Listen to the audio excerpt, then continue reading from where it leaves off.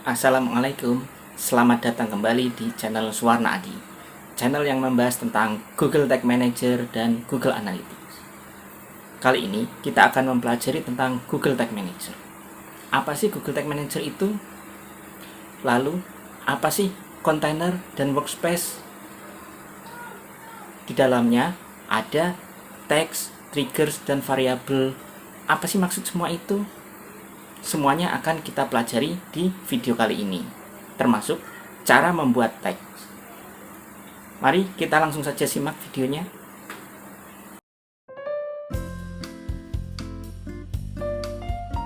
Google Tag Manager adalah solusi bagi Anda yang ingin mengelola berbagai macam tag atau script yang ingin ditambahkan di website Anda. Tag atau script tersebut biasanya berasal dari tool-tool marketing seperti Google Analytics, Google Ads Remarketing, Facebook Pixel, Hotjar, dan lain sebagainya. Dengan Google Tag Manager, Anda bisa mengelola tag-tag tersebut tanpa perlu membuka kode website, sehingga Anda tidak memerlukan bantuan dari web developer. Pengelolaan di Google Tag Manager dimulai dari level akun. Kunjungi alamat tagmanager.google.com dari browser Anda. Saat masuk ke Google Tag Manager, kita akan diperlihatkan dengan daftar akun dan kontainer yang kita miliki. Namun jika Anda belum memiliki akun atau ingin menambah akun baru, Anda bisa dengan mudah membuat akun baru dengan cara klik Create Account. Untuk account name, sebaiknya diisi dengan nama perusahaan atau nama usaha Anda. Jika Anda tidak memiliki perusahaan, Anda bisa menuliskan nama website atau judul website Anda. Jika Anda bekerja di sebuah agensi, misalnya marketing agency yang memiliki beberapa klien, Anda harus membuat account untuk masing-masing klien Anda. Jangan sampai Anda hanya memiliki satu account, namun masing-masing klien hanya buatkan kontainer saja. Itu keliru karena kedepannya kita akan berbagi atau akan sharing account dengan klien kita. Untuk itu, alternatif terbaiknya adalah klien membuat akun Google Tag Manager, lalu menambahkan akun kita di Tag Manager mereka dan memberi kita hak akses administrator. Sekarang kita kembali ke layar depan. Setelah akun, kita akan melihat kolom kontainer. Kontainer itu ibarat sebuah wadah yang nantinya akan menampung tag-tag untuk website kita. Kontainer name-nya sebaiknya diisi dengan alamat website Anda atau alamat website klien Anda. Untuk satu akun bisa diisi dengan beberapa atau banyak kontainer. Ini sangat berguna jika sebuah perusahaan memiliki beberapa website. Misalnya, sebuah perusahaan memiliki beberapa brand atau merek yang mana masing-masing brand tersebut memiliki website masing-masing. Setelah itu, pilih web karena kita akan memakai Google Tag Manager untuk website kita. Lalu klik Create. Lalu baca dan setujui ketentuannya. Di sini kita diminta untuk meletakkan dua buah kode ke dalam website kita. Yang pertama adalah kode JavaScript yang harus diletakkan di bagian head dari HTML kita. Dan yang kedua adalah kode NoScript. NoScript ini biasanya ditujukan untuk browser yang tidak mendukung JavaScript atau bagi pengguna yang mendisable fungsi scriptnya di browsernya. Kode NoScript ini harus diletakkan di bagian body dari HTML kita. Klik icon copy untuk menyalinnya. Buka halaman administrasi dari website Anda untuk meletakkan kedua kode tersebut. Jika Anda memakai WordPress, Anda bisa meletakkan kode tersebut menggunakan cara manual ataupun menggunakan plugin. Untuk cara manual, pilih menu tampilan di sebelah kiri, lalu pilih penyunting tema, lalu cari berkas yang bernama header.php.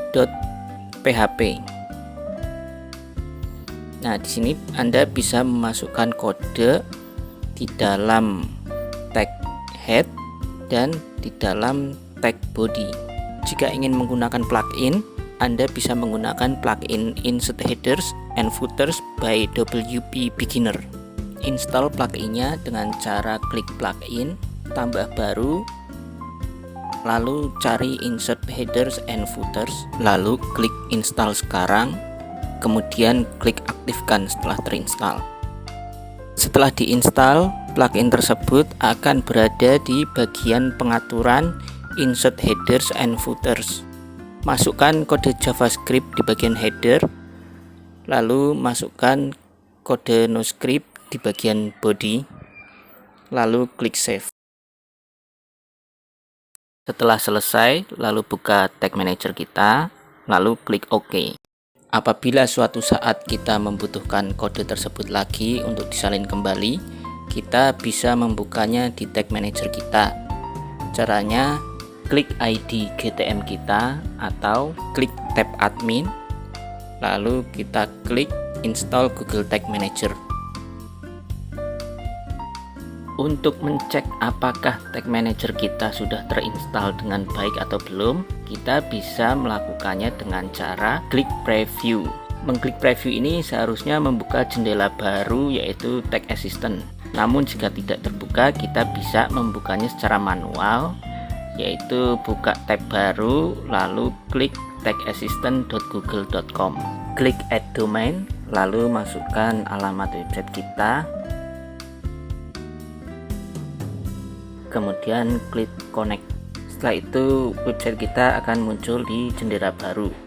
Di jendela inilah kita bisa melihat bahwa Tag Assistant telah connected.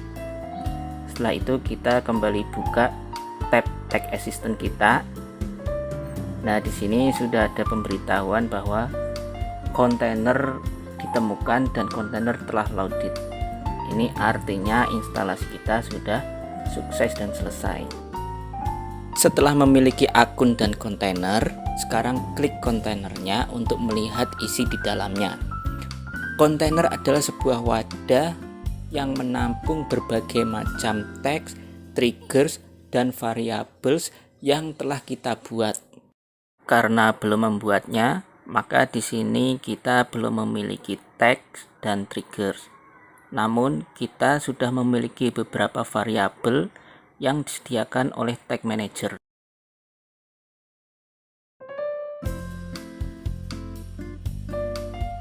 Saat kita bekerja membuat ataupun mengedit teks, triggers, dan variabel, secara otomatis yang kita lakukan tersebut tersimpan dalam workspace. Workspace adalah sebuah ruang kerja di mana kita bisa mengedit dan membuat teks, triggers, dan variables. Untuk Tag Manager versi gratis, kita bisa membuat hingga 3 workspace. Ini sangat berguna apabila kita bekerja dalam sebuah tim yang mana masing-masing anggota tim bekerja membuat teks di masing-masing workspace, sehingga yang kita lakukan di sebuah workspace tidak akan mengganggu kerja tim lain di workspace lain. Untuk menambah sebuah workspace, Anda bisa mengklik default workspace, lalu klik tanda plus di kanan atas, lalu namain workspace-nya. Sebaiknya penamaan ini berdasarkan tujuan dari teks yang akan kita buat. Misalnya penambahan Google Ads remarketing.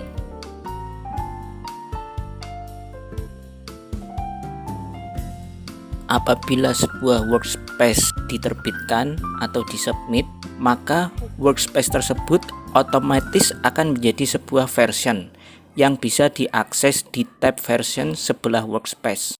Lalu sebuah notifikasi akan dikirimkan ke workspace lain yang berisi pemberitahuan bahwa sebuah versi kontainer telah tersedia dan meminta workspace lain tersebut untuk melakukan update atau sinkronisasi.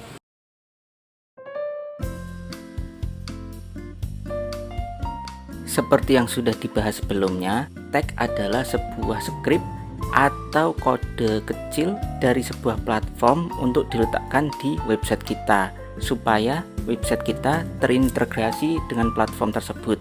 Platform tersebut biasanya di bidang marketing atau analitik seperti Google Ads, Google Analytics, Facebook Pixel, dan lain sebagainya.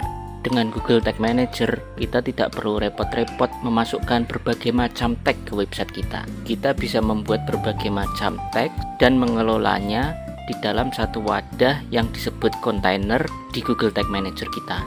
Tag-tag tersebut ibarat para petugas yang kita pekerjakan di website kita. Mereka memiliki tugas masing-masing sesuai instruksi dari kita. Ada yang bertugas mencatat jumlah pengunduhan, ada yang bertugas men-track atau mencatat klik link, ada yang bertugas mencatat penjualan, ada yang bertugas mencatat page view, dan lain sebagainya. Dalam bahasa sederhananya, tag tersebut bertugas mencatat peristiwa yang ada di website kita atau biasa disebut dengan event. Dalam mencatat sebuah peristiwa atau event, tentunya sebuah tag membutuhkan syarat dan kondisi tertentu. Kondisi inilah yang disebut dengan trigger. Trigger adalah sebuah kondisi tertentu yang memicu dijalankannya sebuah tag. Apabila kondisi tersebut terpenuhi, maka tag akan dinyalakan.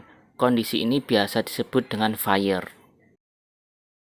Sebagai contoh, di triggernya kita isi klik terhadap link yang mengarah ke domain A. Maka apabila ada pengunjung yang mengklik link domain A tersebut akan memicu tag untuk dijalankan. Namun apabila pengunjung mengklik link lain, misalnya link ke domain B atau link lainnya, maka tag tidak akan dijalankan. Sedangkan variabel adalah sebuah nilai atau atribut yang memiliki nilai tertentu. Apabila variabel tersebut diletakkan di sisi trigger, maka variabel tersebut menjadi sebuah syarat untuk dinyalakannya tag. Namun apabila variabel tersebut diletakkan di sisi tag, maka variabel tersebut akan menjadi sebuah data yang dikirim ke platform marketing kita, misalnya ke Google Analytics kita.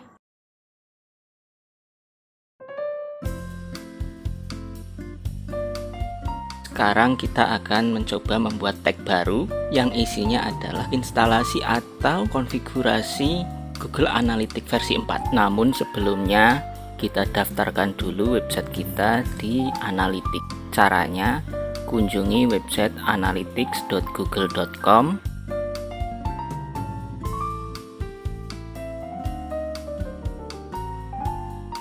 Lalu klik admin, kemudian klik create property.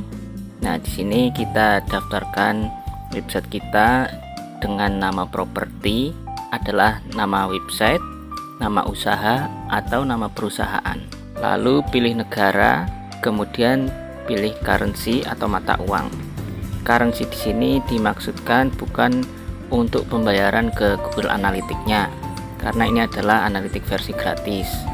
Currency ini dimaksudkan untuk laporan analitik di website kita, terutama jika di dalam website kita terdapat transaksi jual beli atau e-commerce.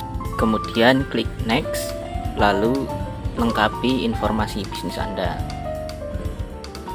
Setelah itu klik create. Untuk data streamnya kita pilih web, lalu isi alamat websitenya. Stream name-nya bisa kita isi nama website kita. Kemudian jangan lupa untuk mengaktifkan enhanced measurement. Ini adalah untuk mengukur interaksi atau peristiwa atau event lebih dari standar yang disarankan analitik. Standarnya adalah page view saja, namun kalau kita mengaktifkan enhanced measurement ini, kita akan bisa mengukur atau men-track interaksi selain page view seperti scroll, download, klik, dan lain sebagainya. Setelah itu klik create stream. Nah, ini adalah informasi detail dari web stream kita. Di sebelah kanan atas ini ada measurement ID. Kita copy atau salin untuk kita masukkan ke dalam Google Tag Manager kita. Lalu kita kembali ke halaman Tag Manager kita. Kita buat tag baru dengan cara klik add a new tag. Lalu pilih text configuration. Kita pilih Google Analytics GA4 configuration. Kita masukkan measurement ID yang kita salin tadi. Triggeringnya kita klik dan kita pilih all pages. All pages ini adalah default trigger yang ada di Google Tag Manager. Nantinya jangan heran kalau di kontainer kita tidak menemukan all pages sebagai daftar trigger kita, karena ini default trigger yang ada di Google Tag Manager. Klik save, lalu kita namain tagnya. Untuk penamaannya sebaiknya kita mulai dengan platform atau marketing tool kita, lalu kita tambahin isi tagnya, misalnya GA4 Trip Configuration atau Google Analytics Trip GA4 Configuration atau yang lainnya. Klik save, lalu klik preview untuk membuka Tag Assistant di jendela baru. Apabila tidak terbuka, Anda bisa membukanya secara manual dengan mengunjungi alamat tagassistant.google.com. Pastikan alamat URL-nya benar, lalu klik connect. Tab baru yang berisi website kita akan muncul. Di sini ada pemberitahuan bahwa Tag Assistant telah terhubung atau connected. Setelah itu kita coba scroll ke bawah, lalu kita kembali ke jendela Tag Assistant kita. Di sini kita bisa melihat ringkasan laporannya bahwa tag kita GA4 configuration ini telah dinyalakan dengan sukses atau fired. Di sini juga ada event scroll depth yang dikirim ke Google Analytics kita. Sekarang kita buka Google Analytics kita dan kita lihat laporan real time-nya. Di sini tercatat satu pengunjung yang melihat halaman home kita dan terdapat event first visit, page view, scroll, dan session start. Sekarang kita lihat debug view-nya dengan cara mengetik debug view atau debug di kolom pencarian, lalu klik debug view. Di sini di 30 menit terakhir ini ada total 4 event yang tercatat, yaitu first visit, page view, scroll, dan session start. Coba kita klik event scroll. Nah, di sini ada parameter-parameter atau variabel-variabel beserta nilainya yang dikirim ke Google Analytics kita. Sebagai contoh, untuk parameter page referrer-nya berasal dari tagassistant.google.com, lalu persen scroll-nya 90. Setelah kita pastikan bahwa tag kita sudah berjalan dengan lancar, maka saatnya untuk mempublish tag tersebut. Kita buka kembali Tag Manager kita, lalu klik submit di bagian kanan atas ini. Setelah itu kita tulis nama versinya,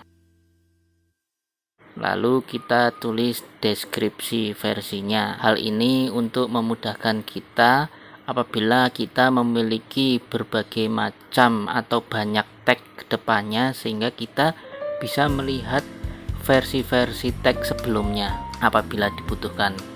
Setelah itu klik publish.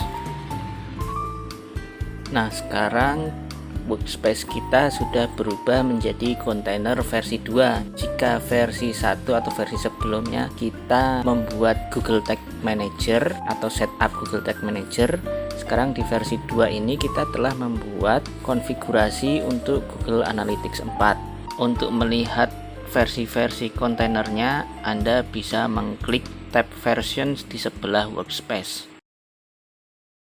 Nah, kita tadi sudah mempelajari tentang Google Tag Manager, termasuk memahami tentang container, workspace, tags, triggers, dan variables.